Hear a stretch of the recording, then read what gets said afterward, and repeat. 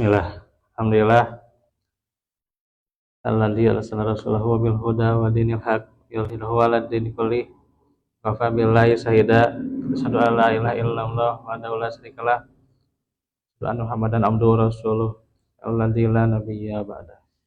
Alhamdulillah ikhwati fillah, dikala hujan di hari Rabu malam ini kita bertemu lagi dalam majelis. Alhamdulillah kita dalam keadaan Allah mudahkan segala perkaranya serta kesehatannya juga kesempatannya serta iman dan Islam itu yang paling pentingnya ya. Alhamdulillah melanjutkan bahwasanya menuntut ilmu adalah ibadah yang agung.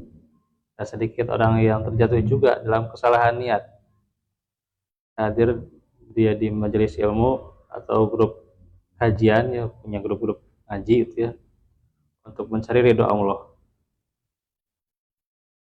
Tapi kadang juga ada niat ingin dikenal, dihormati atau menang debat. Nah, gitu ya.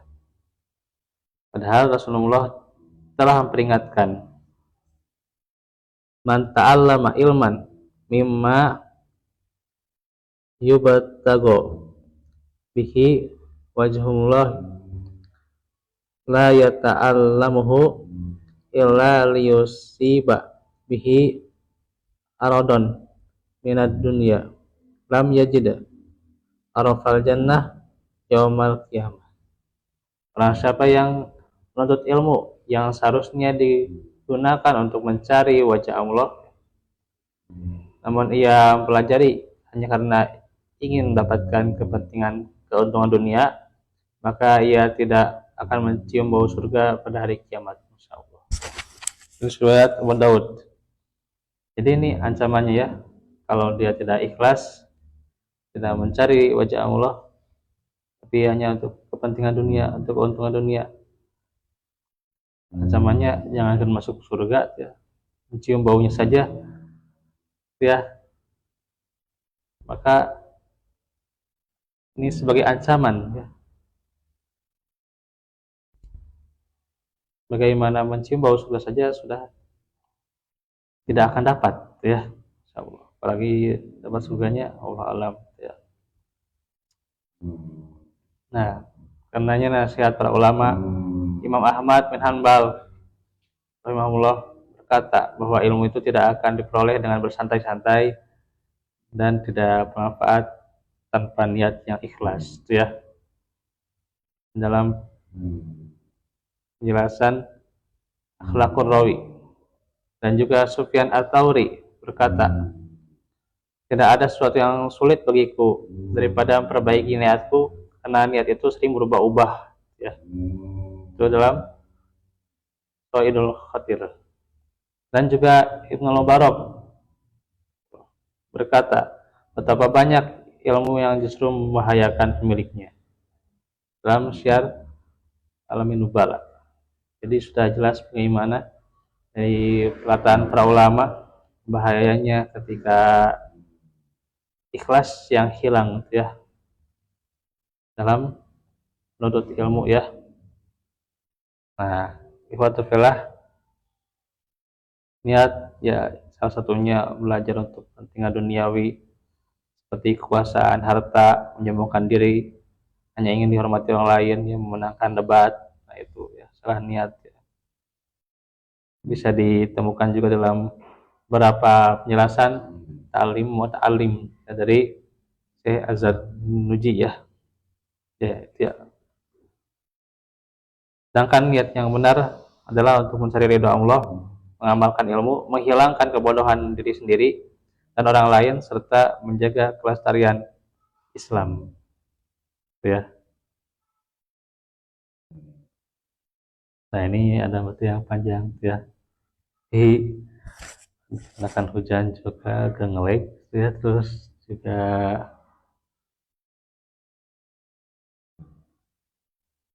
tesnya ini ya, jadi agak terbatas.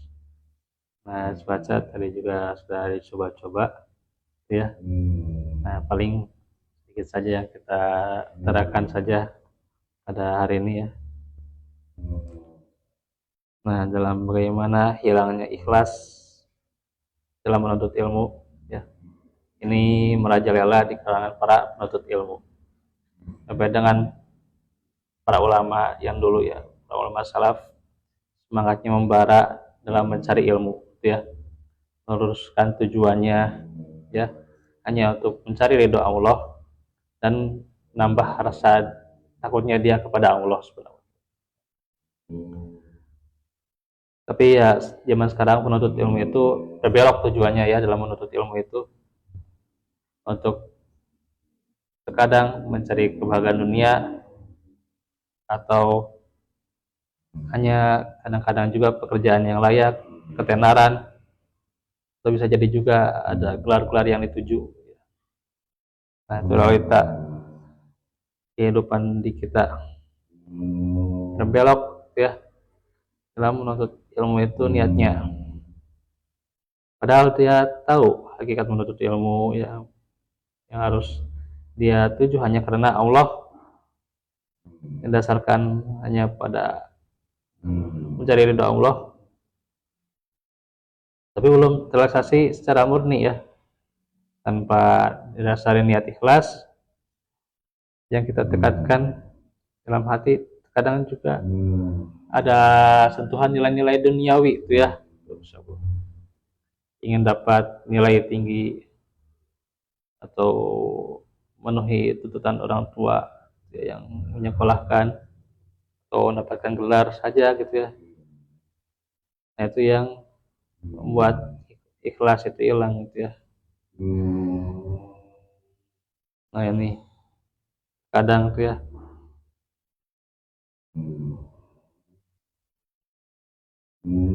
ya tidak salah sebenarnya sistem pendidikan kita ya, adanya nilai yang tinggi, tapi yang kadang yang menjadi keliru itu adalah memberikan tuntutan ya sehingga harus jadi ranking 1 ya, atau ulangannya harus berhasil, tidak boleh nilainya jelek, tidak boleh diremet dan sebagainya. Itu kadang kan buat para santri gitu ya, buat para pelajar, para murid di sekolah ya kan gitu kan, banyak sekali bahkan kecurangan-kecurangan itu ya, halalin sebuah apa semua cara ya gitu. Mau dikasih contekan ke gurunya juga yang mau ngasih contekan juga ke ya. Dari dulu juga masih ada itu kecurangan seperti itu. Itulah yang bertolak belakang ya. Ilmu itu nur atau cahaya ya. Nah, suatu hari Imam Syafi'i mengadu kepada salah seorang gurunya yang mengaku bahwa ia sedang sulit dalam menghafal ya. Mendengar perkataan Imam Syafi'i ini, ya gurunya menasihati supaya jauhi kemaksiatan, karena ilmu itu apa? Cahaya ya, nur yang tidak akan pernah diberikan kepada orang-orang yang bermaksiat. Nah, itu. Dan hakikat ilmu bukanlah sekedar pengetahuan saja, bukan hanya sebagai knowledge ya, atau kepandaian yang bisa kita pakai untuk dapat sesuatu ya. Ilmu itu adalah nur yang menerangi jiwa untuk berbuat tingkah laku yang baik ya. Mencari ilmu dengan tujuan menambah ketakwaan atau khasyah kepada Allah. Nah, dikatakan innama yakhsyallah itu di surah Fatir ya, innama yakhsyallah min ibadihil ulama. Sungguhnya yang takut kepada Allah di antara hamba-hambanya adalah para ulama. Nah, karena itu ya, ilmu itu adalah nur, sifatnya suci. Cara menggapainya juga harus dengan cara yang mulia, tidak boleh dengan juga mengiringi bermaksiatnya gitu ya. Tekadkan dalam menuntut ilmu hanya untuk mencari ridha Allah. Allah telah menjanjikan bagi para penuntut ilmu itu surga. Jadi katakan zaman salaka tariqon yang tamisubihi ilman sahalallahu bihi halallahu lahu bihi tariqon ilal jannah ya. Karena siapa yang menempuh jalan untuk menggapai ilmu, maka Allah mudahkan baginya jalan menuju surga. Nah, itu ya. Riwayat Abu Daud dan Tirmizi. Dan seterusnya juga Ibnu Hibban Al-Baihaqi ya. Oke, segitu dulu yang bisa kita sampaikan dalam kesempatan hari ini. Kita sadari juga bahwa kita selalu banyak kekurangan ya. Karena itu senantiasa kita saling maafkan dan juga semoga Allah senantiasa juga berikan ampunannya kepada kita ya, dan senantiasa terus buatkan ukhuwah kita berbaik sangka agar kita terus menerus perbaiki diri dan juga menjadi hambanya yang lebih baik dan lebih baik ya, dan terus belajar ya. Oke, Rabbana atina fil qamah wa lana min amrina rashada Rabbana atina fid dunya hasanah wa fikum wa lakum minkum aqulu qawli hadza wa astaghfirullah li wa lakum.